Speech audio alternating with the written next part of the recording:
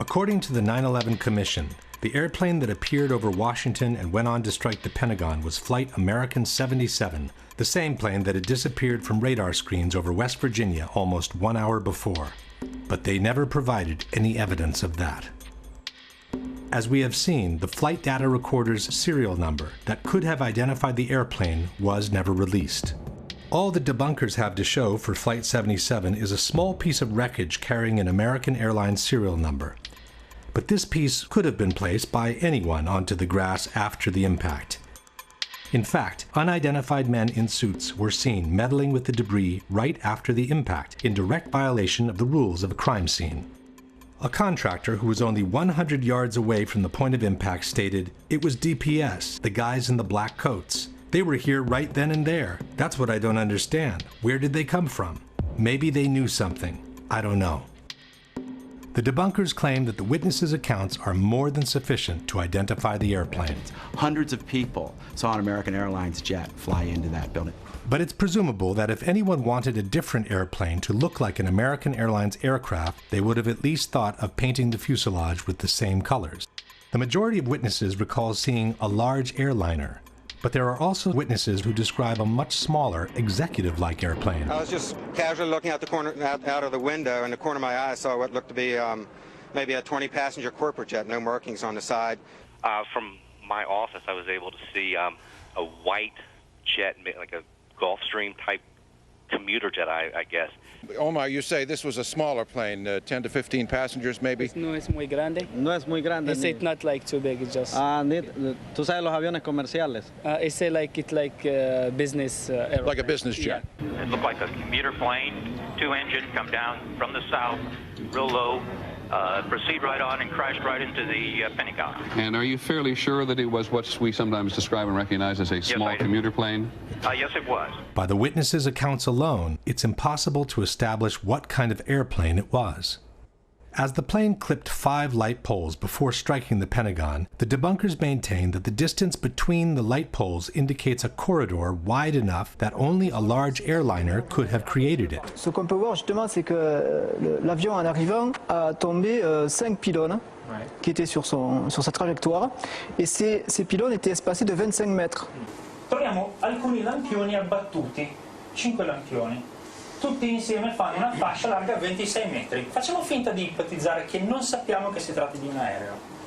Sappiamo che c'è qualche cosa largo 26 metri che è passato di lì. 26 meters is roughly 85 feet, but the wingspan of a 757 is 124 feet, which means any airplane with an 85-foot wingspan could have downed those light poles. It didn't need to be a 757. In fact, with a 100-ton airliner hitting a reinforced concrete building like the Pentagon, one would expect to find a situation similar to this. What immediately stood out instead was the absence of large, identifiable pieces of debris which are usually found after the crash of an airliner. Bob Pugh was the first professional cinematographer to arrive on site. No one was in control of the area. I had free reign. And there's a lot of debris in the foreground of those videos. Again, it's very small pieces. I mean, I'm standing on pieces, a dinner plate or smaller in size. All the while, I'm looking for wreckage, and I can't find a piece of anything that I recognize. I can't see the tail, I can't see the wheels, I can't see the engines, there's no chairs, there's no luggage. According to the debunkers, there are no large pieces of debris on the lawn because most of the airplane ended up inside the building. Quindi gran parte dei frammenti dell'aereo non sono fuori perché l'aereo è entrato nell'edificio. Purdue University has produced a detailed computer animation illustrating the official version of the event. We had the plans for the Pentagon, all the details, right down to the last reinforcing bar. The speed of the airplane and the direction from which came was given to us by the Transport Safety Institute. According to the official version, the plane approached in a low trajectory, clipping 5 light poles from the nearby intersection. Slightly tilted to the left, it hit a trailer parked outside the building with the bottom of the right wing, and then impacted the facade at an angle of 42 degrees. Most of the plane penetrated the facade and proceeded inside the building on a diagonal course, causing destruction as it was being destroyed. The fuselage pierced through the outer wall of the C-ring, producing this round-shaped exit hole 10 to 12 feet wide. There are, however, many problems with this version of the events. The first one is the actual wingspan of a Boeing 757. Most of us remember the facade of the Pentagon after it had collapsed. But before it collapsed, right after the impact, this is what the building looked like. This series of pictures was taken by a Navy photographer shortly after the impact. There doesn't seem to be enough damage for a Boeing 757 to have penetrated the building almost in full. Using the best part from each image, a digital expert has created this composite picture, which has become the universal tool of reference for anyone involved in the debate. The composite picture shows an almost continuous opening at ground level, about 90 feet wide. The damage extends to the second floor, with an entry hole about 15 feet wide. This is enough, maintain the debunkers, to have accommodated most of the plane inside the building. Effectivement, on peut se demander où est-il passé. Et puis, si on prend des photos qui ont été prises à des instants différents et qui justement, par un assemblage, ont permis de montrer les dégâts qui étaient réellement visibles sur la façade, et là on voit clairement que tout le rez-de-chaussée a été anéanti sur une longueur de 30 mètres, et puis au milieu, bien sûr, vous avez le trou de la carlingue. That gash in the E-ring was about 90 feet across. The wingspan of the plane was about 124 and change. That punched the hole into the building. It is true, the wingspan of a 757 is 124 feet, but the debunkers forget that the plane came in at a 42-degree angle, which makes the projected wingspan on the facade 160 feet wide. That's almost twice the 90-foot existing gash. As shown in this animation, the left wing should have also destroyed these two windows to the left of the opening. But the whole segment to the left of the opening doesn't seem to have been hit by a wing traveling at 500 miles per hour. The window's wooden frames are still in place, and the glass seems to have been broken from the ensuing explosion, not from the impact itself. The limestone covering the facade has fallen off, but the bricks underneath appear practically untouched. By the same projected angle, the right wing should have impacted the facade all the way to this column on the second floor. In fact, there is a diagonal cut on the second floor wall that could have resulted from the wing's impact. But this puts most of the wing above the second floor slab, which means it never penetrated the facade to begin with. So where did it go? This is the explanation by Popular Mechanics for what happened to the wings. The wings did not fully penetrate the facade. In fact, the wings had already been partially sheared off by the time the plane even hit the building. The fuselage mainly made the hole that existed. Conspiracy theorists want to know why it wasn't the width of the full wingspan of the plane, and actually just the simple reason was that the wings came off. But where did they go? Popular Mechanics doesn't say. A similar problem is posed by the horizontal stabilizers, which extend some 50 feet in width. As they are mounted 3 feet higher than the wings, they should have impacted the facade approximately here and here. But there are no visible marks from their impact on the facade, nor is any recognizable piece of the stabilizers visible on the lawn. Same story for the tail, which raises 24 feet above the fuselage. At the time of impact, the tail should have hit as high as the windows on the 4th floor. The Purdue animation shows the tail entering the building in full, as if it were cutting through butter. But the facade above the entry hole doesn't show any significant damage, and the glass from the windows around the hole isn't even broken. For the missing tail and stabilizers, Popular Mechanics offers this generic explanation. A plane flying 500 miles an hour, hitting a concrete wall that is extremely reinforced, there's not going to be much left of it. You're not going to see it sitting on the lawn of the Pentagon in 1 or 2 or 3 pieces. But here is the problem. If part of the wings, the stabilizers, and the tail disintegrated against the facade, how could the fuselage penetrate it almost entirely? The fuselage is by far the weakest part of the plane, as it basically consists of an empty cylinder meant to carry the passengers and their belongings. How fragile the fuselage is compared to the wings is explained by aviation expert Jacques Rolland. Jacques Rolland, ancien général de l'armée de l'air, est aujourd'hui le meilleur expert en crash aérien auprès des tribunaux. Il n'est pas du tout évident de comprendre qu'effectivement, dès que vous avez un choc à l'avant, l'ensemble s'enfonce à la vitesse de pénétration, en fait. Et le premier point dur se trouve ici. Tant que vous n'arrivez pas là, l'avion, c'est du papier. Question. How could the fuselage, which is the weakest part of the plane, penetrate the facade almost entirely, while part of the wings, the stabilizers, and the tail, which are relatively stronger, were unable to do so and were shattered in 1,000 pieces instead? Even more mysterious is the disappearance of the engines. The 757 that allegedly hit the Pentagon was equipped with two RB-211 engines built by Rolls-Royce. Almost 8 feet in height, weighing over 7,000 pounds each, the internal core of the engine is made with components so sturdy and resistant that they are considered practically indestructible. It has to rotate at about 10,000 revolutions per minute, with a blade speed of about 800 miles per hour. To operate at around 1700 degrees, they're designed not to melt. Quali sono le parti che non vengono distrutte, che non si squagliano per il calore? Pezzi del carrello e il cuore dei due motori, che è molto più compatto dalla parte esterna dei motori, ovviamente, è fatto in materiali che devono resistere alla temperatura, 2000-2500 gradi, per cui la parte centrale dei due motori è sicuramente sopravvissuta all'impatto. But where are they? In their animation, Purdue University has chosen to ignore the issue. As one can see, moments before the impact, the two engines simply vanish into thin air. Debunker Paolo Attivissimo has made what he calls a cautious suggestion. Questo è un motore Rolls-Royce RB211. Questo è un oggetto trovato davanti al Pentagono.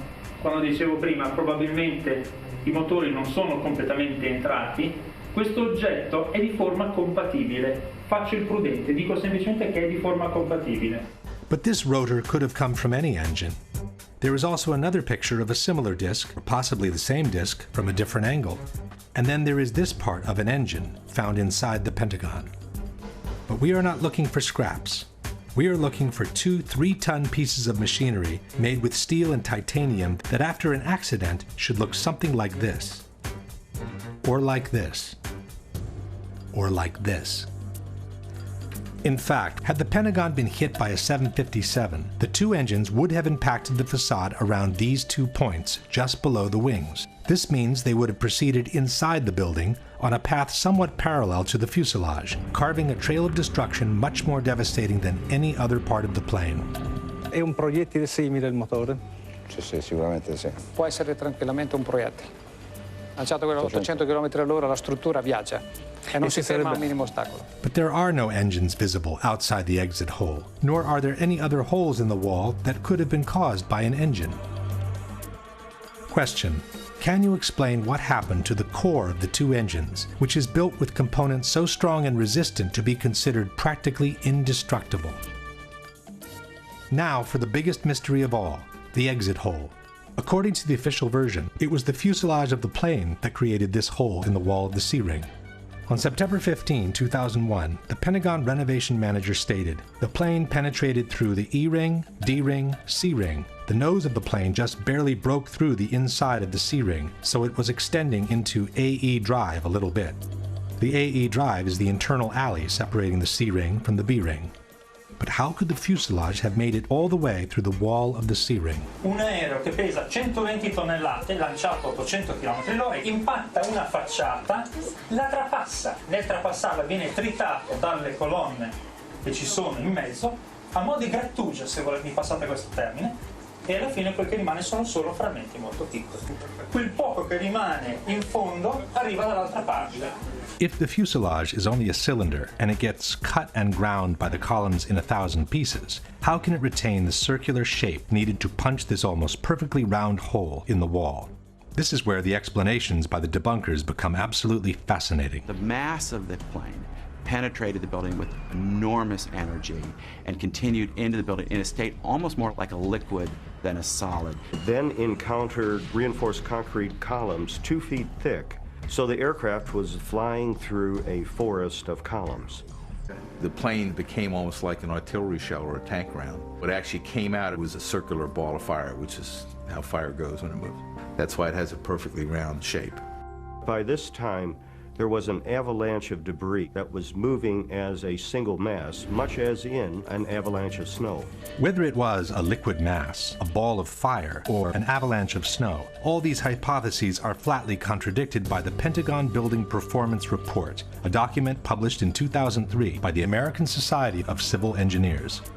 In assessing the condition of the columns on the first floor, the report reads, columns 3G, 3H, 3J, and 5J were damaged but still standing, although in the direct path of the fuselage. It is highly unlikely that any significant portion of the fuselage could have retained structural integrity at this point in its travel.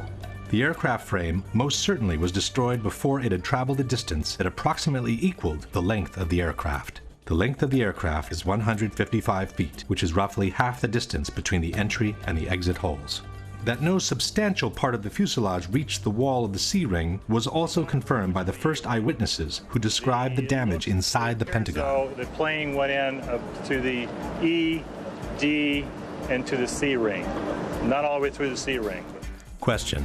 Given that, according to the Pentagon Building Performance Report, the aircraft frame most certainly was destroyed before it had traveled a distance that approximately equaled the length of the aircraft, and that it is highly unlikely that any significant portion of the fuselage could have retained structural integrity from that point on, can you explain what caused the almost perfectly round exit hole in the outer wall of the C-ring?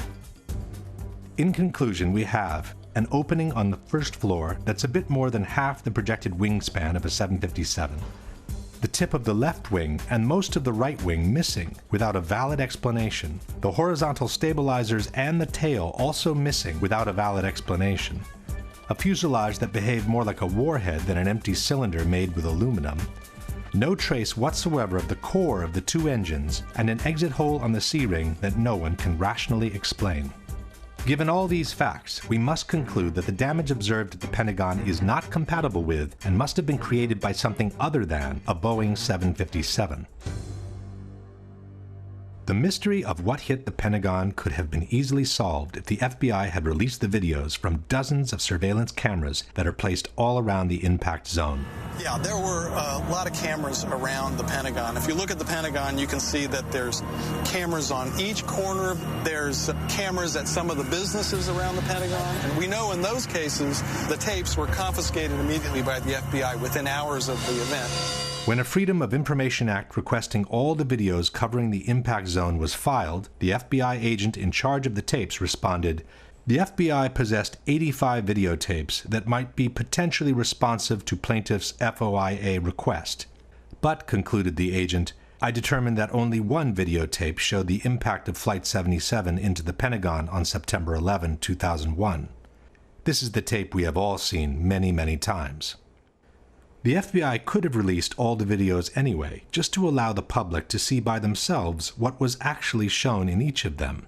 But for some reason, they preferred to keep them under wraps. I've filmed before down at the Pentagon before 9/11. There's got to be at least 100 video cameras ringing that building, in the trees, everywhere. They've got that plane coming in with 100 angles. I want to see the video. I want to see 100 videos that exist of this. Why don't they want us to see that plane coming into the building? Not only has this question never been answered, but an in-depth analysis of the only footage of the impact ever released contains a dramatic surprise. Initially, the DoD released these 5 frames taken from a Pentagon parking security camera. Later on, in 2006, the DoD released the entire sequence from which the 5 frames had been extracted. The time-lapse sequence runs at approximately 1 frame per second, and it shows the moments leading up to the impact, the large explosion, and a billowing fire that ensued. Unfortunately, the video does not show the airplane in transit. All we can see in the frame preceding the explosion is what appears to be the tail of an airplane followed by a trail of white smoke. But the body of the plane remains covered by this concrete column standing in the foreground. The Department of Defense also released a second video, taken by a different camera from the same parking lot. The second camera was actually located in the very column that obscured the view of the plane in the first video. This aerial shot of the Pentagon shows the actual location of the 2 cameras. The second camera faces in the same direction as the first, and it offers a clear, unobstructed view of the same field of action. By using the moment of the explosion, we can synchronize the 2 cameras with absolute frame-by-frame accuracy. By synchronizing the 2 cameras, we notice that the second video begins earlier than the first, while the first lasts longer than the second. This leaves us with a middle comment section of about 100 frames, which are perfectly synchronized with each other. From the moment the police car moves on, the action proceeds in an identical manner both in the frames preceding the explosion and in those following the explosion. Especially in the second part of the videos, after the explosion, we can verify how each couple of frames depicts exactly the same action by looking at the shape of the billowing smoke. This confirms that the two cameras were operating in perfect synchronization. This is only to be expected. After all, the two cameras were controlled by a centralized recording system called multiplexer, or TLR. There is, however, one pair of frames from the two videos that shows a completely different action from one another. They happen to be the two frames in which the plane travels across the lawn. It's frame 23 in the relative count. As the first video showed the tail and the trail of smoke, we would expect the second camera placed in this concrete column to show the entire body of the plane in the same position. It does not. In the corresponding frame, camera 2 shows only the tip of the plane entering frame from the right-hand corner.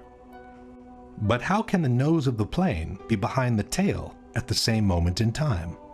The synchronization system allows for a maximum fluctuation between the two cameras, or margin of error, of 1/30th of a second.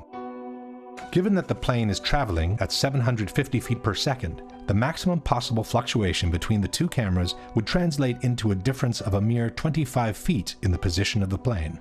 A 757 is 155 feet long. Even calculating the perspective due to the diagonal path, this is far from sufficient to explain the large discrepancy between the two images. Furthermore, after this moment, the two videos resume their perfect synchronization, which is maintained all the way to the end. Why these two crucial frames, and only these two, are so different from one another has puzzled researchers and digital experts alike.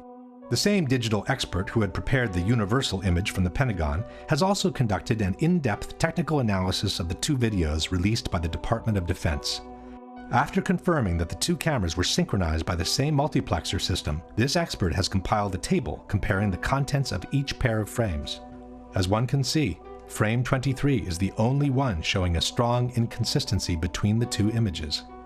The expert has then proceeded to analyze the two frames with the most sophisticated digital tools and has obtained some astonishing results. A series of Boolean subtractions reveals that a small part of the image is actually present in both frames. What is said to be the nose of the airplane in camera 2 is also present as part of the smoke trail in camera 1. It seems in fact as if someone has retouched this area of the frame by means of cut and paste in order to cover the plane, while he has kept the end of the smoke trail to make it look like the nose of the plane entering frame. Question: given that the maximum fluctuation between the two cameras would translate in a difference of 25 feet in the position of the plane, can you provide a valid explanation for the large discrepancy between the two corresponding frames?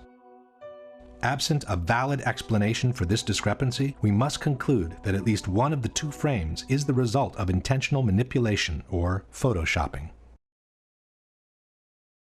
If we now summarize the situation at the Pentagon, we have the total lack of evidence that the unknown incoming was in fact Flight 77, a mysterious phantom plane that attracted the attention in the opposite direction, the failure from the White House to shoot down the incoming even though it posed a serious and imminent threat, a totally illogical approach maneuver from a terrorist's point of view, an alleged hijacker incapable of performing that maneuver, the absence of any significant part of the plane from the wreckage, a damage to the building clearly incompatible with a 757, a doctored tape of the impact, and the obvious reluctance by the FBI to release any other tape that could allow the identification of the plane.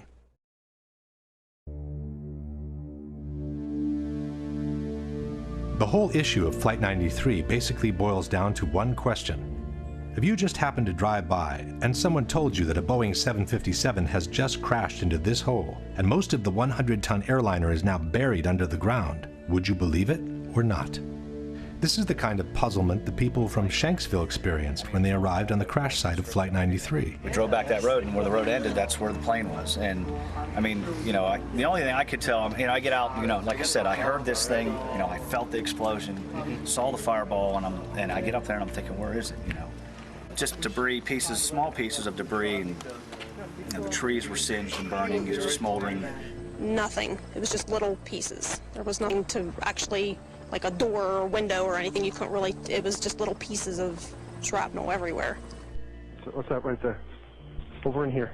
TV reporters were also at a loss when faced with the idea that an actual plane had just crashed on that site. You know, at first I wasn't even sure that this was, that these were pieces of the plane. They're so small, and it's indistinguishable. You can't tell whether it's a piece of the fuselage or a piece of the seats. You don't know what it is. Chris Kanicki, he's a photographer. He was back there just a couple of minutes ago, and Chris, I've seen the pictures. It looks like there's nothing there except for a hole in the ground. Basically, that's right. From where we could see, there wasn't much left. Any large pieces of debris at all? No, there was nothing that you could distinguish that a plane had crashed there. It's really all you see is a large crater in the ground and just tiny, tiny bits of debris. Alert also went out to Somerset County Coroner Wallace Miller. He hurried to the scene, an abandoned strip mine. When he arrived, he couldn't believe his eyes. It looked like someone had gouged about a 10-foot wide, 10-foot deep trough through the strip mine area. But when you looked in, it was just covered with dirt. There was nothing there that you could really say was an airplane. Dennis Roddy was the editor-in-chief of the Pittsburgh Gazette. Airplane debris? Nothing I could identify. Possibly the most disconcerted of all was the mayor of Shanksville, Ernie Stuhl. Ja, mein Schwager und ein guter Freund von mir waren die Ersten hier. Sie haben in Shanksville an einer Straßenecke gestanden und sich unterhalten. Ihr Wagen stand gleich in der Nähe und so waren sie die Ersten hier. Dann kam erst die Feuerwehr. Alle waren wie vor den Kopf gestoßen, weil sie zu einem Flugzeugabsturz gerufen wurden. Aber da war kein Flugzeug. Kein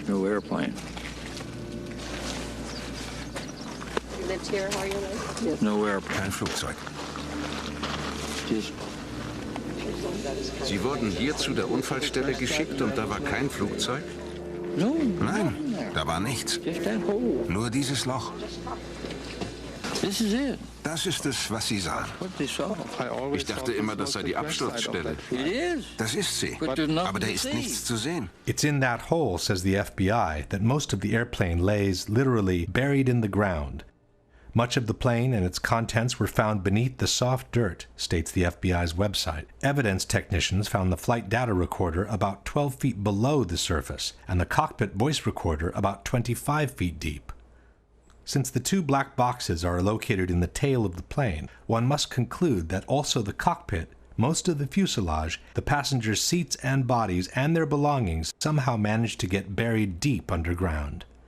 The only ones who don't seem to have a problem with this explanation are the debunkers. We had this idea that when planes crash, they crack in half and there's this dramatic burned wreckage. That's what happens when planes crash at very low speeds, usually on approach or takeoff from an airport. This plane was flying straight down. It was approaching the speed of sound. It would have if it had gone much farther.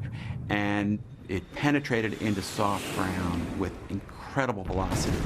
Ma qui la caduta è stata diversa. L'aereo era quasi verticale quando si è schiantato a una velocità altissima. L'aereo si schiaccia quasi nel terreno, produce un cratere piccolo e quello che rimane va a finire quasi tutto nel terreno.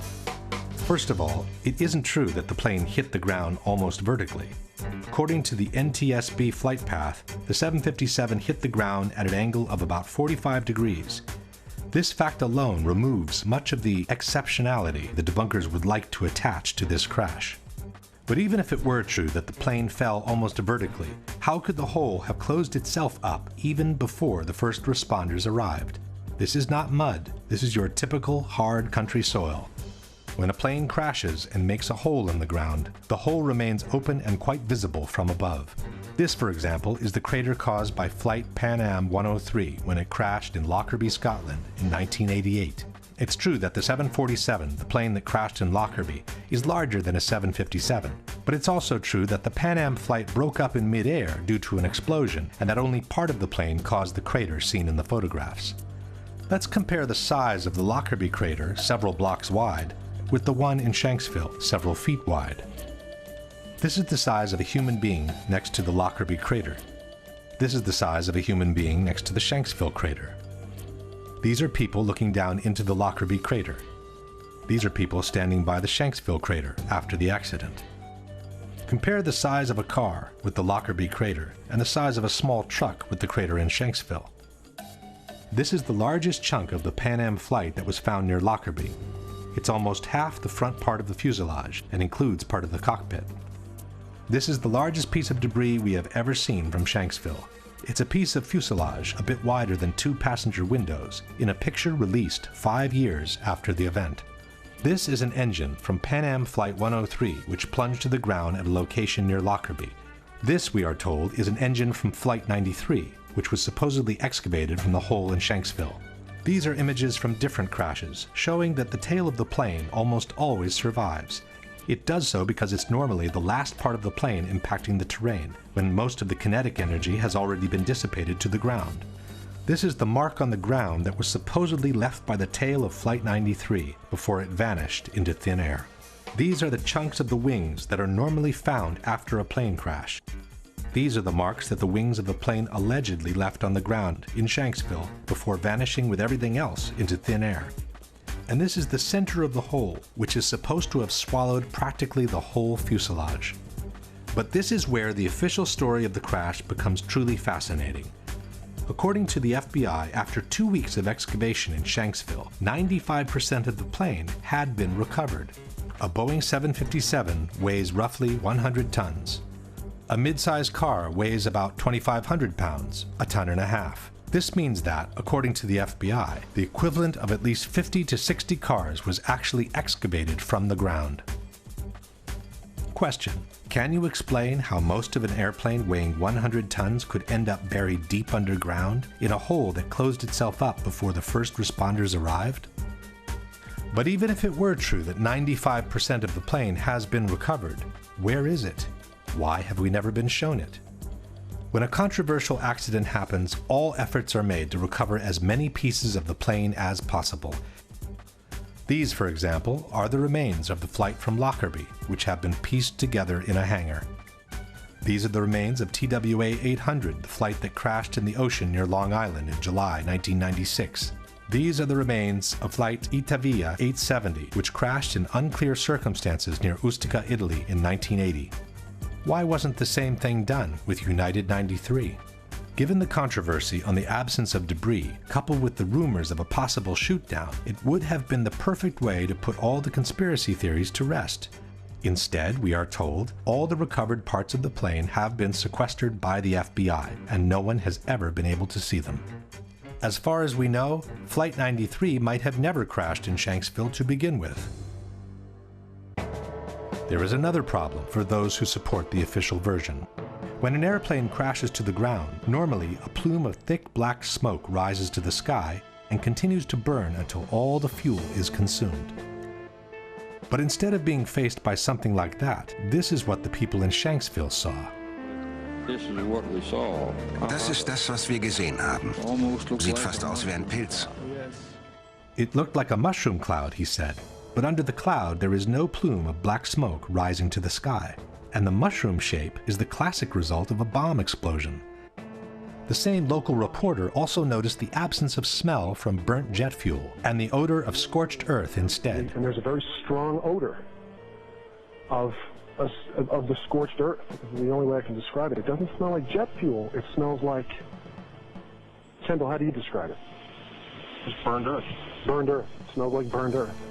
The grass next to the hole also indicates there was no fire after the explosion, as it appears perfectly dry and untouched all around. Some have suggested that this is only the initial explosion, and that the plume of black smoke hasn't started to rise yet. But this hypothesis is disproven by this video, taken by a local amateur shortly after the explosion took place. Crash over on Lambertsville Road. As one can see, the initial cloud floats in the air, but the typical plume of black smoke rising from below is not there. Don't know anything. If we fast forward the video, we can see that the situation doesn't change much. After more than 1 minute, the initial cloud is still there, but there is no black smoke whatsoever rising from below. Question: since the plane was carrying 8,000 to 10,000 gallons of fuel at the time of impact, can you explain why there is no plume of black smoke rising from the ground after the initial explosion? But the toughest problem for the supporters of the official version is to explain how different parts of debris could end up several miles away from the crash site, even though the plane is supposed to have hit the ground in one piece. William Bunch was a reporter for the Pittsburgh Gazette. I gathered all the information I could and quickly learned that there were a lot of things about the crash of Flight 93 that didn't really add up right away. The fact that debris fell on this lake a couple miles away at the same time that the plane was crashing. The lake Bunch is talking about is Indian Lake, which is located a couple of miles southeast of the crash site. According to the debunkers, there is a valid explanation for the debris found in the lake. Perché quello che le dice di pezzi trovati chissà dove sono arrivati a Indian Lake, che a 1600 metri di distanza sono stati trovati pezzettini di carta che sono volati perché c'è vento. First of all, it's not true that there was wind on that day. As the images show, there was only a light breeze gently moving the air all around. The very cloud from the explosion, as we have seen before, practically didn't move for over 1 minute. Secondly, it wasn't just small pieces of paper that were found. From the Pittsburgh Tribune we read, "By Wednesday morning, crash debris began washing ashore at the marina. Witness John Flegel said there was something that looked like a rib bone amid pieces of seats, small chunks of melted plastic, and checks." In any case, the problem is not limited to Indian Lake, which is 2 miles away from the crash site. Debris from the plane was found as far as 8 miles away, near New Baltimore. This is the map of the debris field published by the Pittsburgh Tribune. CNN also reported the secondary field, confirming that the debris belonged to Flight 93. Well, Darren, in the last hour or so, the FBI and the state police here have confirmed that they have cordoned off a second area about 6 to 8 miles away from the crater here where this plane went down. This is apparently another debris site, which raises a number of questions. Why would debris from the plane, and they identified it specifically as being from this plane, why would debris be located 6 miles away? Could it have blown that far away? Seems highly unlikely. And as to whether it broke up on the way, we don't know that. FBI is being very tight-lipped about that. But again, it leads to that possibility. It certainly leads to a number of questions. Since the plane is supposed to have hit the ground in one piece, can you explain how it was possible for debris to be found 6 to 8 miles from the crash site on a day when only a light breeze was blowing? The extension of the debris field is not the only fact suggesting a shoot-down. There are other elements that seem to confirm it. Standing there watching on TV and the lights flickered in the building. About that time we heard the engines roar, and we took off out of the building. As we were coming out from the office out through the building, the ground shook and we heard big boom. Looked over and saw the big ball of fire.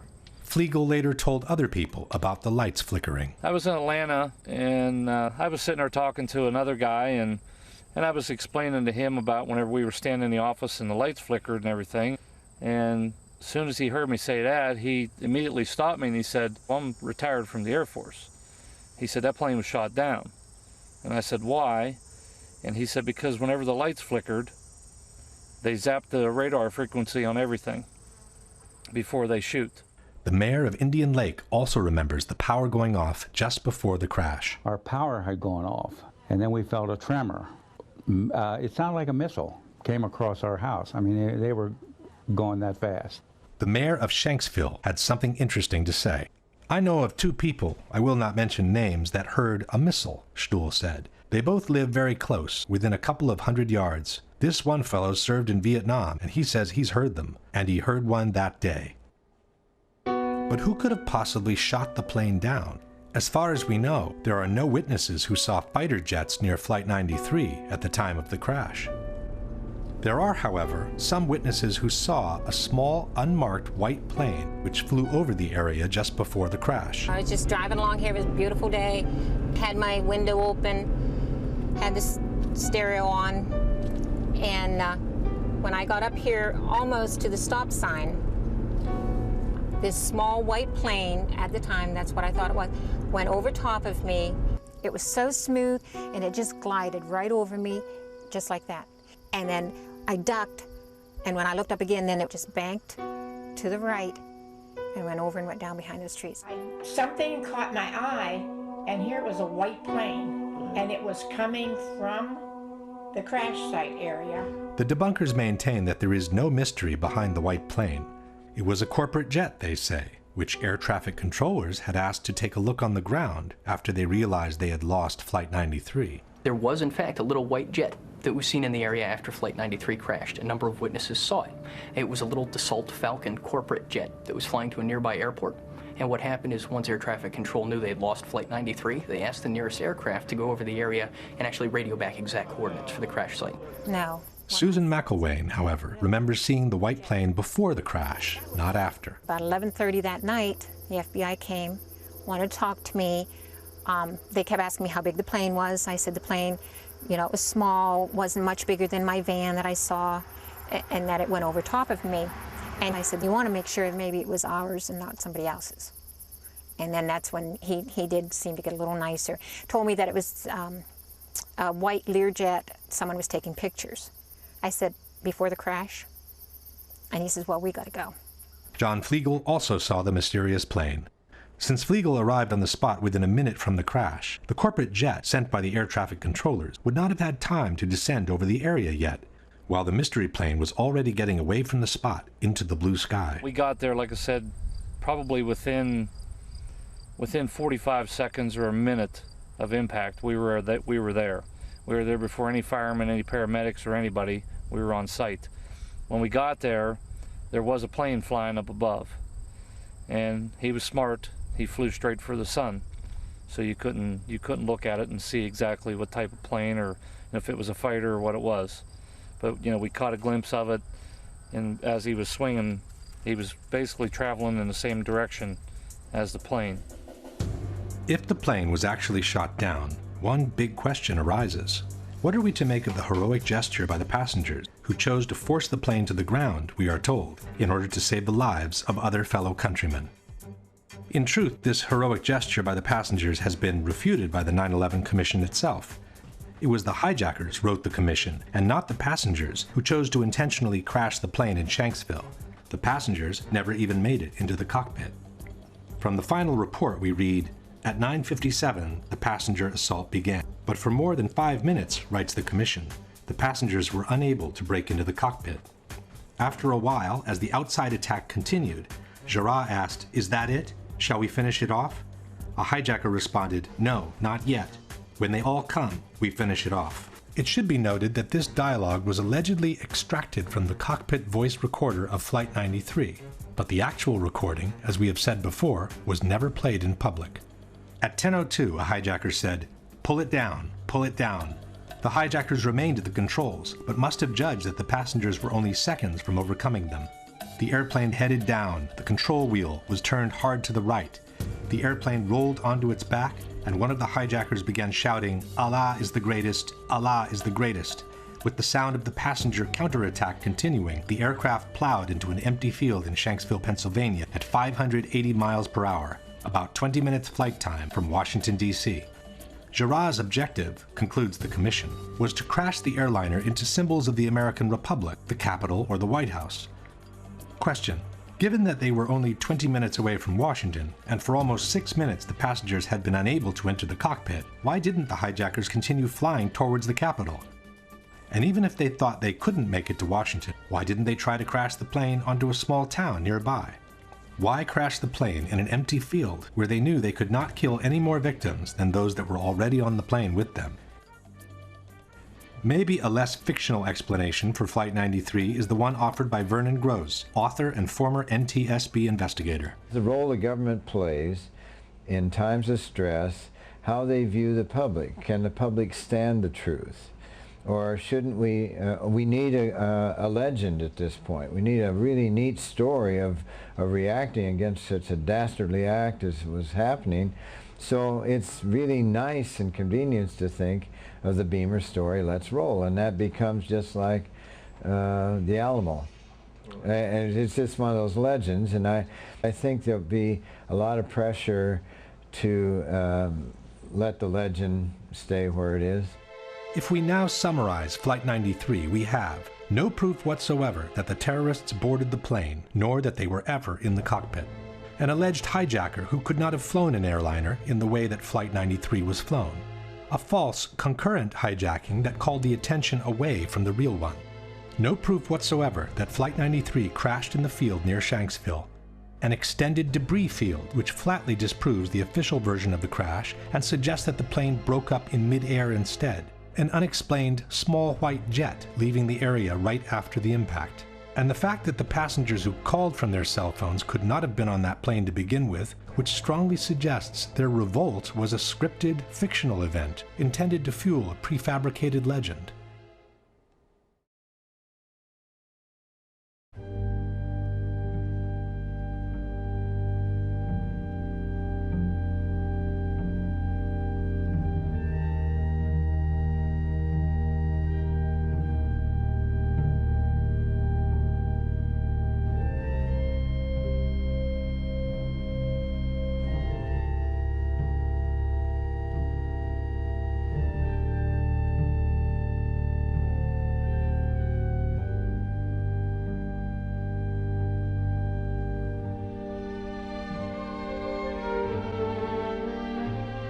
God, I'm on the 83rd floor. What? I'm on the 83rd floor. What's the telephone number you're calling? In the AC. You can do anything 441 2623. Are they going to be able to get somebody up here? Well, of course, man. We're coming up for you. Two of us in this office. We're not ready to die, but it's getting bad. There's no one here yet, and the floor is completely engulfed. We're on the floor, and we can't breathe. Please hurry. No fire for now, and no smoke, right? Of course there's smoke. Which way are you guys up to? We're getting there. Doesn't feel like it, man. I got young kids. It's very hot. I don't see any air anymore. Okay. All I see is smoke. Smoke rises to the roof. We're on the floor. We're in a window. Can't see. Can you stay on the line with me, please? Yes, ma'am. I'm going to die, aren't I? No. I'm going to die. Ma'am, say your prayers. Thank God to blow you in from the left. Help! Ma'am? Help! What the hell happened? Oh, my God. Oh, God!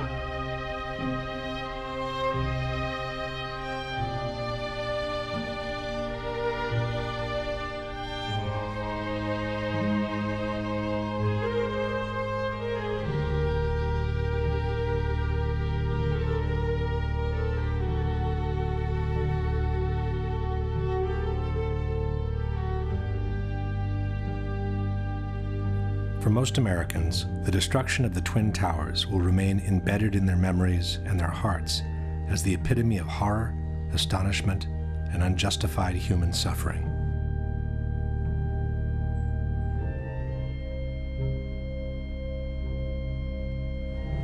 But for some, it may have represented the moment where large corporate interests of global reach and cynical economic greed found the perfect place for a secret encounter. Common wisdom has it that the September 11 attacks destroyed two of the best jewels America has ever had. But exactly jewels, the Twin Towers, were not. While they sat on some of the most valuable real estate in the world, after 30 years the Twin Towers had become obsolete. With each of the floors built as an open space of almost 1 acre in size, the rising cost of energy had made it extremely expensive to keep the buildings warm in winter and cool in summer.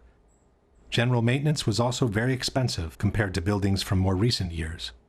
In his 1999 book on the Twin Towers, Divided We Stand, author Eric Darton wrote, "When the World Trade Center was bombed in February 1993, it was already passing its prime as office space, overtaken by a generation of more recent, cybernetically smart buildings with higher ceilings and greater built-in electrical capacity. To maintain the Trade Center as Class A office space commanding top rents, the Port Authority would have had to spend $800 million rebuilding its electrical, electronic communications, and cooling systems." Furthermore, after the 1993 bombing, the tenancy had dropped dramatically, and it had been very hard to bring it back to normal levels. But the biggest problem with the Twin Towers was the large amount of asbestos they contained. Built in a time when the use of asbestos was still allowed in civil construction, at least 400 tons of this extremely dangerous material had been used to fireproof the steel structure of the buildings and to insulate hundreds of miles of pipings for water, heating, and air conditioning. Asbestos was also present in the ceiling panels, the elevator shafts, and the vinyl tiles from office floors. From a property condition assessment of the Twin Towers dated December 2000, we read, "According to Port Authority records, a total of 7 million square feet of vinyl asbestos floor tiles were installed in the World Trade Center. By the time asbestos was banned from civil construction, the Twin Towers were nearing their completion. Initially, the asbestos was encapsulated wherever possible to prevent the particles from being inhaled. But in the 1990s, the regulations grew tighter, and every time a simple renovation was needed, the complete removal and replacement of the asbestos was also required. At the same time, because of the health risk it posed, the cost of asbestos removal and abatement had been skyrocketing. Safety procedures required the areas to be treated to be vacated in advance, hermetically sealed, and kept under negative pressure at all times to prevent particles from escaping outside. Only specialized workers could access the area, wearing airtight suits and respirators. A full decontamination process was required every time they left the area. In the mid-90s, the Port Authority put out different bids for the removal and replacement of the asbestos in a case-by-case scenario. For example, this is a 1995 contract for the installation of 2 low-voltage substations in Towers 1 and 2. One section in the contract listed the replacement of asbestos at floors 41, 42, 75, and 76 in Tower 1 and floors 75 and 76 in Tower 2. Total cost for the asbestos removal and replacement, $868,000. Tower 2, 40th floor, contract for asbestos removal and abatement, total cost, $650,000. Towers 1 and 2, removal of asbestos and new ceilings at floors 7, 41, and 75. Total cost, $882,000. It soon became clear that the Twin Towers were quickly turning from a prestigious asset into a serious liability. From the December 2000 condition assessment, we read, from 1986 to 1999, a total 31 contracts were bid, and a total of $58.2 million was spent in abatement projects. By then, 3.5 million square feet of vinyl asbestos floor tile was removed. Only half of the initial 7 million square feet installed. At the estimated cost of $5 to $6 per square foot, that accounted for an additional $20 million in cost for the Port Authority, and that was for the floor tiles only. There were also hundreds of thousands of square feet of spray-on fireproofing to be removed throughout both buildings. And then there were the elevators. This is the list of elevator shafts with asbestos-containing material as of December 2000. This is Tower 1, and this is Tower 2. Reportedly, by the year 2000, the Port Authority was looking at an asbestos abatement bill of as much as $1 billion, the same money it would have cost to build a brand new tower. Back in the 90s, the Port Authority had sued the insurance companies, trying to get them to cover the cost of the asbestos removal. But in May 2001, 4 months before the terrorist attack, the Port Authority of New York and New Jersey lost their 10-year-old court battle. At that point, the Port Authority was between a rock and a hard place. The Twin Towers could no longer be maintained without incurring the cost of asbestos removal, yet they could not be demolished because of the large amounts of asbestos they contained. The only remaining option was to dismantle and remove the 2 poison-filled giants one piece at a time. But the cost of such an operation would have been so astronomical that no one has ever tried to put a number on it. Luckily for all, the stalemate was broken when a real estate tycoon named Larry Silverstein, who already owned Building 7, offered to purchase a 99-year lease for the Twin Towers. 76 years old, and look at him go. He walks fast, talks fast, and is always selling. Silverstein seemed in a big hurry to close the deal. Even though he had been hospitalized for a car accident during the bidding operations, he asked his doctors to take him off the morphine so the deal could be finalized. So I told the doctor, I said, kill the morphine, and I got to get my people in here, because you can't think with morphine. So they let the morphine run down. The pain was terrible, but I brought everybody together, and that's when we framed our best and final bid. On July 24, 2001, Larry Silverstein celebrated the acquisition of the Twin Towers with a public ceremony. Silverstein signed the lease on the World Trade Center just 6 weeks before 9/11. He then took out an insurance policy covering the Twin Towers for $3.2 billion in case of total destruction. Silverstein then began spending every morning of the week in his new office in the North Tower. And so my mornings were spent at the Trade Center, and then by noon I was back uptown. But on September 11, luckily for him, Silverstein didn't go to work. Even though he had already scheduled a business meeting in the North Tower, he found out that his wife had made an appointment for him at the dermatologist. The morning of September 11th, Silverstein was scheduled to have breakfast at the restaurant at the top of the North Tower. He canceled at the last minute at the insistence of his wife, Clara, who wanted him to go see his dermatologist. That particular morning, my wife, God bless her, had made an appointment for me at the doctor. And I said, okay, yes, dear, I'll go. Everyone who was in that restaurant that morning perished. And then, just minutes later, received a telephone call to turn on a television set and witnessed this horrendous circumstance. This is how, on the evening of September 11, Larry Silverstein found himself in control of some 12 million square feet of new office space to be built on some of the most valuable real estate in the world. And since the terrorist attacks had been two separate events, contended Silverstein, the insurance companies would have to pay him $7 billion to rebuild what he has always been calling My Three Towers. I will spend $7 billion on My Three Towers. Eventually, a settlement was reached for $4.5 billion, which was still one-third more than the amount initially insured by Silverstein. And since on September 11, due to the terrorist attacks, Building 7 had also been destroyed, Silverstein received another $800 million to rebuild a skyscraper that had originally cost $400 million. It's a much more beautiful building. It's a glass facade, allows the light to come into the space. The views on four sides are phenomenal, and the space looks magnificent. In the meantime, all the asbestos from the Twin Towers has been inhaled by the citizens of downtown Manhattan, and especially by the first responders and volunteers who worked at Ground Zero, who are now being decimated by mesothelioma and other pulmonary diseases. In the debate over the destruction of the World Trade Center, two important organizations have played a major role. One is NIST, the National Institute of Standards and Technology, which was officially tasked by the U.S. government to investigate the collapse of the three skyscrapers. In 2005, NIST presented their final report on the collapse of the Twin Towers, and in 2008, the one on Building 7. For the Twin Towers, NIST concluded that they were brought down by the consequences of the impacts and the ensuing fires, while Building 7, according to NIST, was brought down primarily by fire alone. In other words, they fully confirmed the official version by the U.S. government. The other organization to bear weight on the debate has been Architects and Engineers for 9/11 Truth, an association of professionals in civil construction founded in 2006 by San Francisco architect Richard Gage.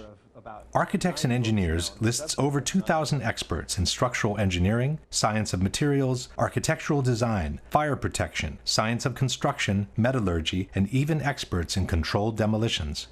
Since they've entered the fray, Architects and Engineers has brought to the table a solid amount of scientific information refuting the official explanation by NIST on the collapses and confirming the theory of controlled demolitions instead. At the same time, Architects and Engineers has acted as an unrelenting watchdog for every action taken by NIST, pointing out every single error in their work, and even forcing them, in some cases, to make corrections to their reports. I think it's something that we need to clarify and correct in the final version of the report. Okay. The first issue that needs to be clarified is the actual strength and solidity of the Twin Towers, since both the 9/11 Commission and the debunkers have made extensive efforts to depict them as extremely light and fragile buildings. The outside of each tower was covered by a frame of 14-inch wide steel columns. The centers of the steel columns were 40 inches apart.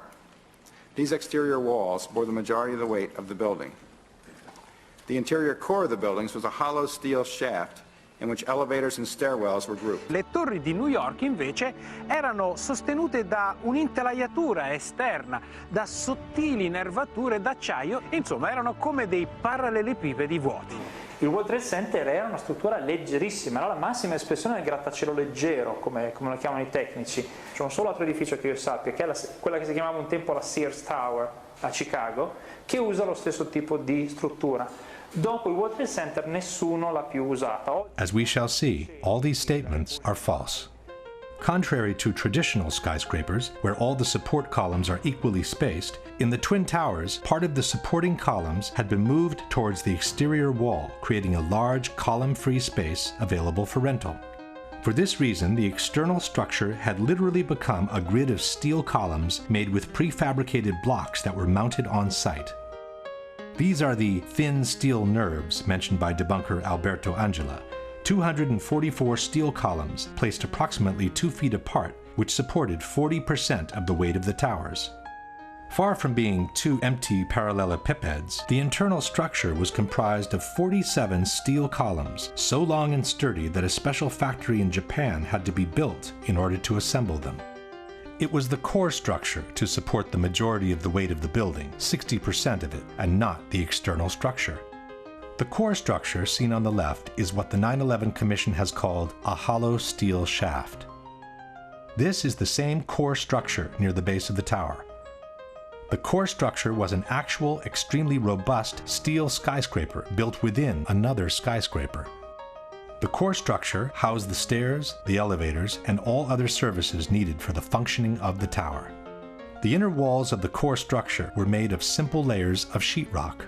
A long series of steel trusses connected the core structure to the external one and supported the floors.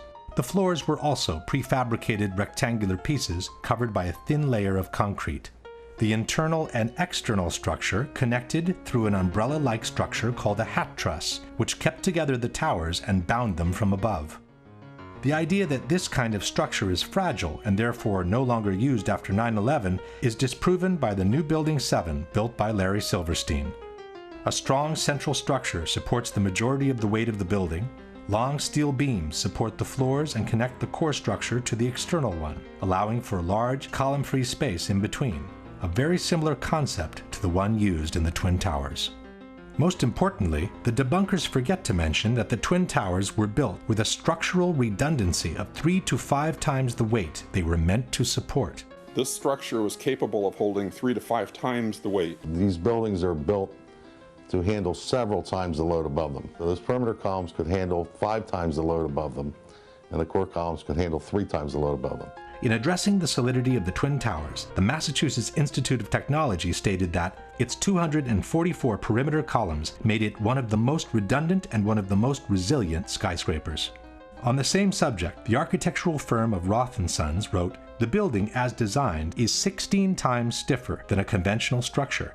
The Virendeel trusses would be so effective, according to the engineer's calculations, that all the columns on one side of a tower could be cut, as well as the 2 corners and several columns on the adjacent sides, and the tower would still be strong enough to withstand a 100-mile-per-hour wind." John Skilling, the structural engineer who designed the Twin Towers, stated, "Live loads on these perimeter columns can be increased more than 2,000% before failure occurs." In particular, the Twin Towers were designed to sustain the impact of a large airliner traveling at 600 miles per hour and still remain standing. Interviewed in 1993 by the Seattle Times, John Skilling stated, "We looked at every possible thing we could think of that could happen to the buildings, even to the extent of an airplane hitting the side. Our analysis indicated the biggest problem would be the fact that all the fuel from the airplane would dump into the building. There would be a horrendous fire, a lot of people would be killed, the building structure would still be there." And it was. After the impacts, both towers remained standing, showing no major effect on their stability. Furthermore, NIST has confirmed that the initial jet fuel fires themselves lasted at most a few minutes. This means that from that moment on, the only available source of fuel for the fires was common office furnishings. And, as we know, regular office fires are not hot enough to affect the stability of a steel structure. No steel frame high-rise building has ever collapsed due to fire. In over 20 years, I have not seen, until recently, a protected steel structure that has collapsed in a fire. These kinds of designs have performed extraordinarily well over history. In fact, until this occurrence, no building had fallen down because of fire. Furthermore, NIST estimated the combustible fuel loading was somewhat lower than found in prior surveys of office spaces. The number of interior walls, and thus the minimal amount of combustible interior finish and limited bookshelf space account for much of the differences. There was no reason for the towers to collapse at that point. With a structure that had clearly withstood the impacts and with less than average office content to feed the fires, both buildings should have remained standing, allowing for the evacuation and rescue of everyone who had survived the initial impacts and the fires. Instead, both buildings suddenly collapsed from top to bottom, one 56 minutes after the impact, the other as much as 1 hour and 42 minutes after the impact of the plane. Why? The debate on the collapse of the Twin Towers centers around 2 major questions.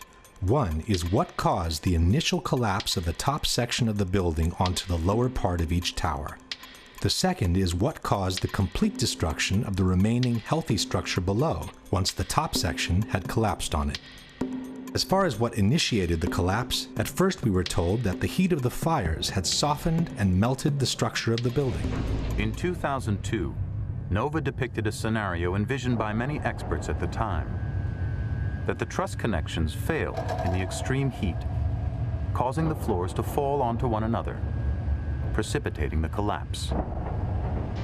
As the steel began to soften and melt, the interior core columns began to give. Then you had this sequential failure that took place where it all pancaked one after the other. In fact, it became known as the pancake theory. Donc ça a donné lieu à la théorie qu'on appelait la théorie du pancake, c'est-à-dire que comme cette partie-là est tombée sur un plancher, ce plancher a cédé, puis en cascade, c'est tous les planchers qui ont cédé, qui sont tombés les uns sur les autres. C'est ça qu'on appelle la théorie du pancake. But the pancake theory had a major flaw. It forgot to explain why the core structure of the towers collapsed. Furthermore, experts pointed out that jet fuel produces barely half the heat needed to melt steel. It would not have been enough to disconnect the trusses from the external structure. At that point, the official explanation backtracked and settled for a more generic weakening of the steel due to the fires. You don't need to melt the steel columns, you just need to start weakening them. What we found is it doesn't take temperatures high enough to melt steel. It just has to heat up the steel so it expands and then softens and weakens the structure until it collapses. In the new explanation, the initial failure was no longer blamed on the rupture of the steel trusses, but on their sagging due to the heat. The trusses stayed connected to the columns, even as they sagged from the heat. They pulled on the columns, bowing them inward nearly 5 feet in some areas, until the columns reached the breaking point. Il cielo continua ad ardere, sta scaldando l'aria e scalda l'acciaio del solaio soprastante, che a questo punto comincia a flettersi, perde la propria resistenza ai carichi, si flette, tira in dentro le colonne, e a un certo punto le colonne della facciata che sono portanti, portano circa il 40% del peso della struttura, si rompono. Suddenly the columns snapped, and as a result the entire top of the building came down pretty much in free fall because the kinetic energy that was unleashed was just huge. NIST also maintained that the impact of the airplanes widely dislodged the fireproofing from the trusses, hastening the process that eventually caused them to sag. It should be noted that NIST made the dislodgement of the fireproofing a necessary condition for the towers to collapse. The buildings would not have collapsed under the effects of the airplane impact and the jet fuel ignited multi-floor fires. And the reason it collapsed is because the fireproofing was dislodged. But the theory of the sagging trusses created even more problems than the one before. First of all, there is no proof whatsoever that the fireproofing from the steel had been widely dislodged by the impacts, as NIST has maintained. The steel structure of a skyscraper is elastic, not rigid, and it absorbs the impacts by slowly swaying back and forth, not by vibrating. The building swayed slowly one way toward the Hudson River to the west. And by the time it came back, I just jumped up and just had to get out of the elevator. In fact, there are good reasons to believe that the fireproofing from the steel was not dislodged at all, as in the following example. This is James Glanz for the New York Times. When the plane hit the North Tower between the 94th and the 98th floors, Steve McIntyre, an engineer for the American Bureau of Shipping, was reading his email on the 91st floor. The plane hit, and I think he described it as the biggest wham he'd ever heard. But there wasn't much shaking. His email was still there after the impact. He was still staring at a glowing screen. He had a little knick-knack, a piece of slate in the shape of a sailboat, hadn't fallen off his desk. Pictures of his wife and kids just propped up on a bookcase were still upright. Nothing had fallen over. McIntyre was just below the point of impact. If his pictures didn't even fall, why should the spray-on fireproofing have been detached from the steel trusses? Secondly, there's no proof that the temperatures were high enough to seriously weaken the steel in any case, with or without fireproofing. The majority of the jet fuel was burnt up instantly in the big fireball, and it was gone. The fires that were left were office furnishings and carpet and things like that. A lot of things in these kind of buildings have to be fire resistant by nature. It's required by code. In their computer simulation, NIST claims to have observed temperatures beyond 1800 degrees during the fires. But NIST has used their own computational model, and they've never published the data from their simulation. When architects and engineers asked to verify the computer model used by NIST, their request was denied. The truth is that NIST itself admitted in their own report to have no proof for temperatures high enough to seriously weaken steel. From the NIST report we read, of the more than 170 areas examined on 16 perimeter column panels, only 3 columns had evidence that the steel reached temperatures above 250 degrees centigrade, or 480 degrees Fahrenheit. Only 2 core column specimens had sufficient paint remaining to make such an analysis, and the temperatures did not reach 250 degrees centigrade. No conclusive evidence was found to indicate that pre-collapse fires were severe enough to have a significant effect on the microstructure that would have resulted in weakening of the steel structure. In other words, NIST openly admits to have no proof to support their own theory. In conclusion, the known facts are: steel melts at about 2800 degrees Fahrenheit. Softening can begin at about 1100 degrees Fahrenheit. Except for 3 isolated spots, NIST admits to have found no proof of temperatures beyond 480 degrees Fahrenheit, which is less than half the temperatures needed to seriously weaken steel. On the other hand, there is multiple evidence that the temperatures needed to seriously weaken steel were not reached for a sustained time in the Twin Towers. The first one is that a group of 16 people managed to descend through the area devastated by the impact without obviously being burned alive. One of them is Brian Clark. And when we came to the 78th floor, the last layer was standing, but it was cracked, and there were flames licking up the other side of the wall like this.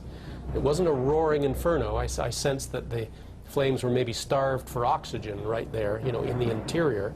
We kept going, and we got onto the 74th floor. When we got down that far, normal conditions. The lights were on, fresh air coming up from below. Attivissimo has maintained that these people managed to survive because in that part of the building, the stairwell runs on the side of the tower and not through the center. Quando sono passati di lì, sono passati attraverso una zona che era nell'angolo opposto rispetto agli incendi.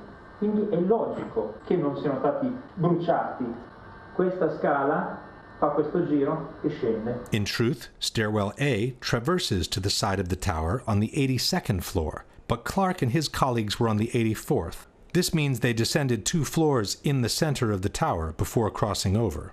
Furthermore, one of Clark's colleagues went back from the 81st to the 91st floor before descending all the way to the ground. Ron DiFrancesco, who went in the 81st floor with me, he went up to 91, caught up to the people, laying down on the floor, to thinking that there was fresher air at floor level.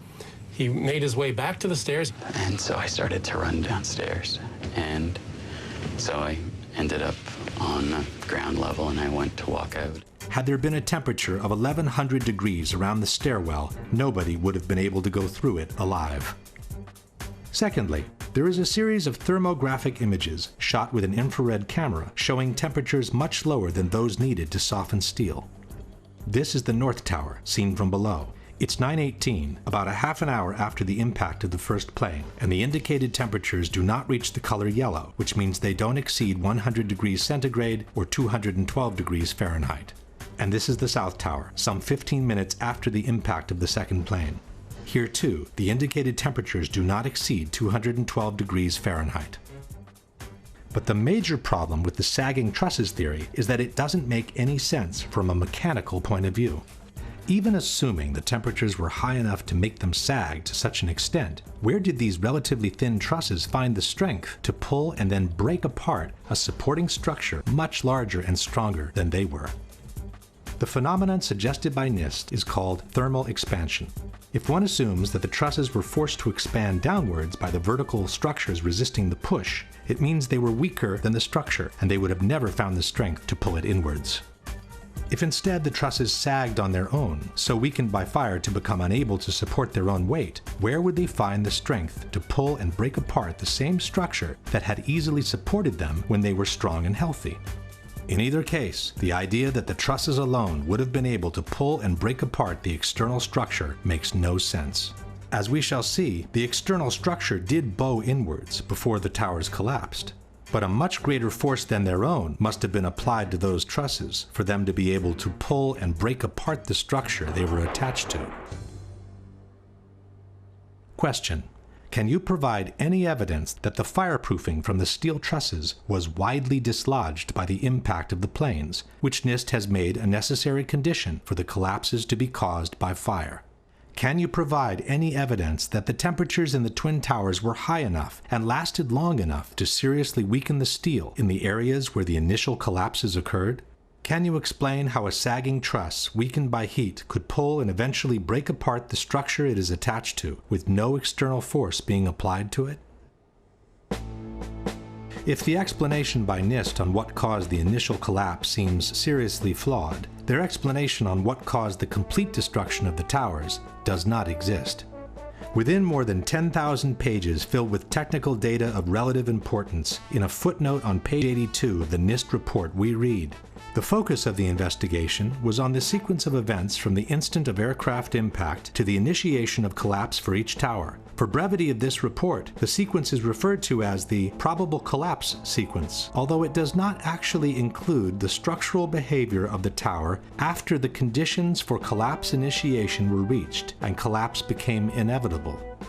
With the simple word inevitable, NIST purports to have explained the total destruction of 80,000 tons of a perfectly healthy steel structure upon itself. The area below the damage zone where the planes flew in and where the fire was, that area below that, those 80 or 90 stories, 80,000 tons of structural steel was not damaged in any way. Yet you stood there and watched it destroy itself, wiping out floor by floor all 287 structural columns as if they didn't exist underneath the damage zone. When a well-known debunking website wrote to NIST asking for a clarification on the sequence of the collapses, it received a similar answer. NIST did not describe the specific sequence of events after global collapse initiated. This astonishing statement has been repeated by NIST over and over again under the most surprising of justifications. Once the collapse initiated, the video evidence is rather clear.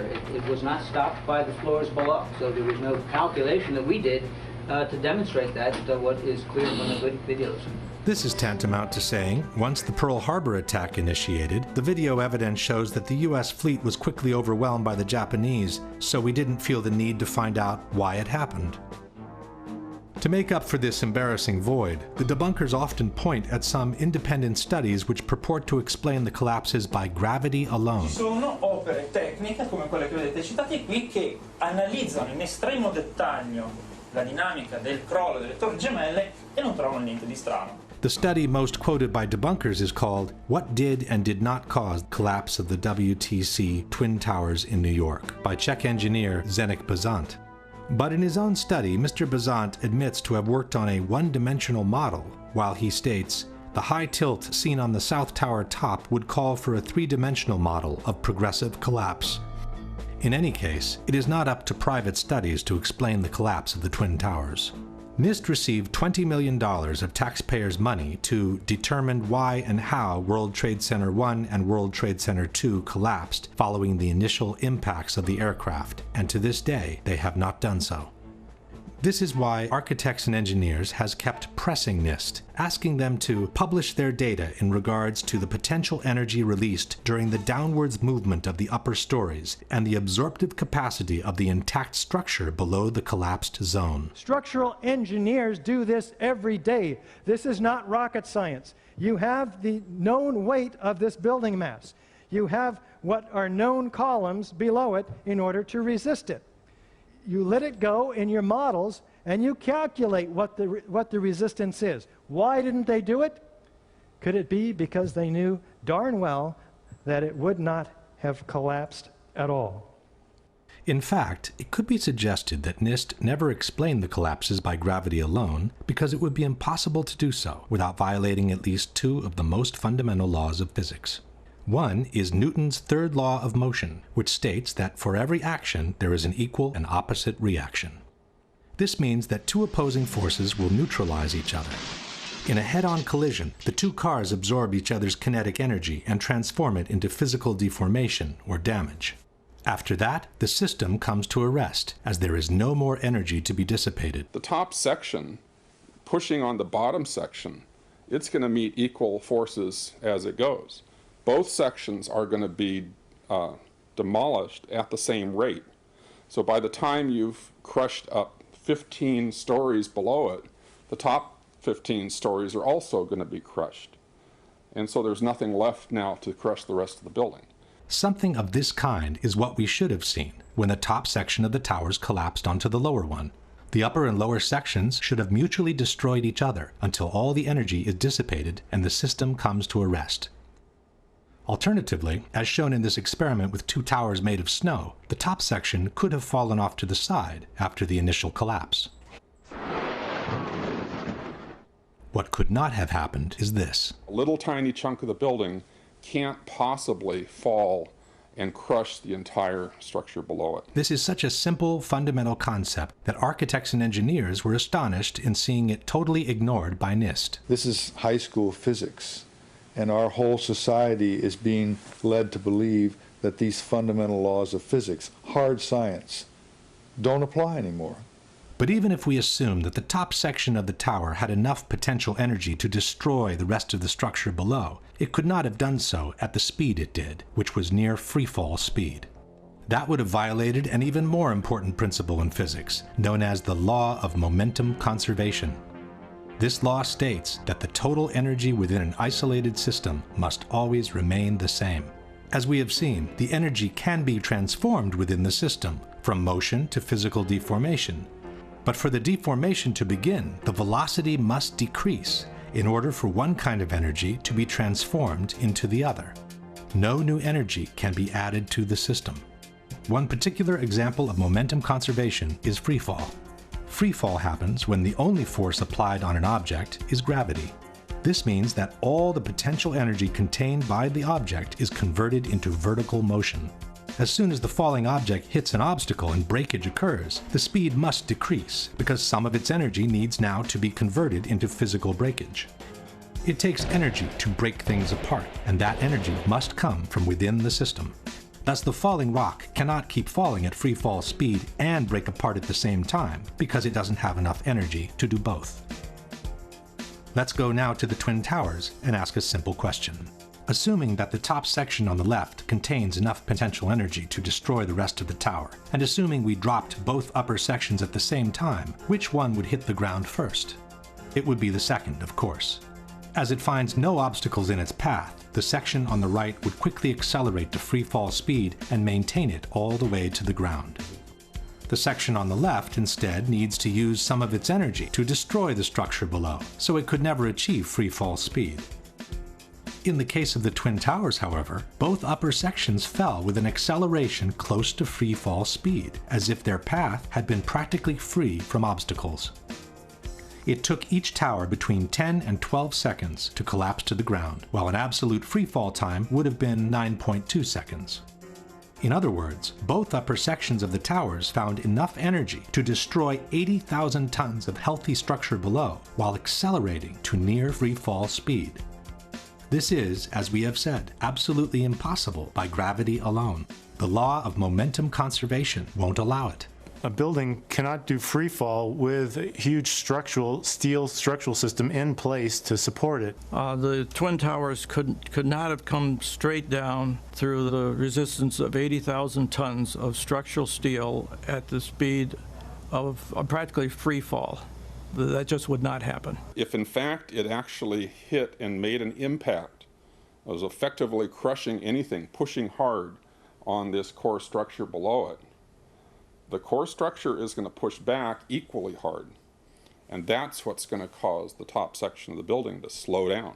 As energy is drained away from the system to deform those members, it would slow down the descending mass and cause a descent at less than free fall speed. There is only one way for those buildings to have collapsed at the speed they did. The buildings fall at a speed which can only occur if the structure has been removed, the vertical structure. The same Shyam Sunder from NIST has acknowledged that free fall can only be achieved with the absence of a structure below. Free fall time would be an object that has no structural components below it. But what could have removed the supporting structure below, since the falling section didn't have any extra energy to do so? The fact that it's coming down at free fall says all of the energy is being used to just make it go straight down, which means it's coming down through itself and not breaking up the building as it goes. Something else has to be clearing the way. There is only one known way to allow that kind of acceleration while removing the supporting structure.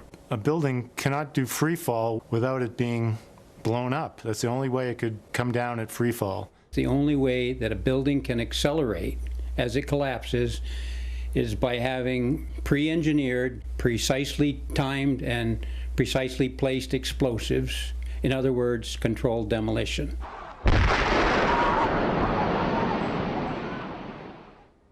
Since a near free-fall speed automatically means a controlled demolition, the debunkers have tried to deny that the Twin Towers fell in about 10 seconds each. Tempi di crollo, si parla di 10 secondi, tempo di caduta libera, esatto, ma i tempi di crollo delle torri gemelle non sono quelli di una caduta libera. Sono, sulla base dei video disponibili, di almeno 16 secondi. Basta ascoltare la durata del boato.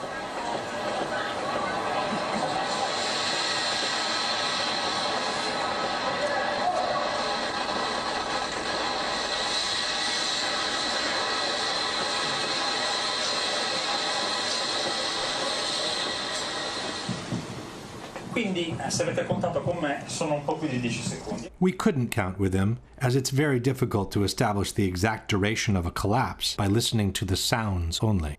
Furthermore, a couple of seconds more or less would not make a big difference, as the time for the transfer of momentum between each collapsing floor must be considered anyway. So a floor impacting on a floor below would transfer momentum, and that floor, those floors would transfer momentum such that in the Twin Towers, if you didn't have any columns whatsoever, it would still take a minimum of 30 seconds for these towers to collapse just by transferring the momentum of the floors. In any case, the near free-fall speed of about 10 seconds has been confirmed by different official sources. The 9/11 Commission wrote that the South Tower collapsed in 10 seconds. Mr. Sunder from NIST has confirmed similar timings. The measurements have indicated that Tower 1 collapsed in about 11 seconds and Tower 2 collapsed in about 9 seconds. Mr. Sunder has also acknowledged that the towers came down practically at free fall speed. As a result, the entire top of the building came down pretty much in free fall. The same admission is present in the official report. Since the stories below the level of collapse initiation provided little resistance, the building section above came down essentially in free fall. At this point, we can pose the following question. Given that the building section above came down essentially in free fall, given that for free fall to occur, no supporting structure must be present, and given that the falling sections didn't have any extra energy to destroy the structure below, can you suggest anything different from some kind of controlled demolition for the removal of the supporting structure, which was necessary for near free fall speed to be achieved? At this point, one may wonder what the response by the debunkers has been to all the scientific arguments presented by architects and engineers. There has been no response. All the debunkers have done is to either belittle this association of professionals or to ignore it altogether. Et pour les ingénieurs, quand vous regardez les ingénieurs qui ont signé, alors là, c'est hallucinant. C'est-à-dire que vous avez des ingénieurs en électricité, en hydraulique, en sûreté nucléaire. Enfin bon, c'est vraiment la tour de Babel de l'ingénierie. Les personnes qui sont compétentes en calcul de structure, alors je les ai regardées, une petite trentaine, je suis généreux. Hein. Whether the experts in structural engineering are 30 or 300, it should not make any difference. It's their arguments that must be refuted, and Courant has never done so. Attivissimo instead has chosen to belittle architects and engineers as a whole by terming all its members as gymnasium builders. Abbiamo soltanto Richard Gage e I suoi 1200 costruttori di palestre che dicono ma secondo noi. But Attivissimo has never responded to their arguments either. But the most shocking statement comes from Popular Mechanics. In their book, Debunking 9/11 Myths, they wrote, "Not one of the leading conspiracy theorists has a background in engineering, construction, or related fields." This statement appears both in the original publication, dated 2006, and in the revised edition, published in 2011. By then, architects and engineers had been active for almost 5 years, listed more than 1,300 experts in civil engineering, had made presentations in 20 different countries in the world, and had been invited on national television several times. And what caught my eye is their claim that more than 1,300 architects and engineers examined the evidence about Building 7's collapse and disagree with the official report issued by the National Institute of Standards and Technology. I certainly am much more open-minded about it than I was, and it is because of the involvement of the 9/11 families and all these engineers and architects. Clearly, they know more than I do. The truth is that from the moment architects and engineers has entered the fray, not one of their scientific arguments disproving the official version and confirming the theory of controlled demolitions has been refuted in any way by the debunkers or by anyone else.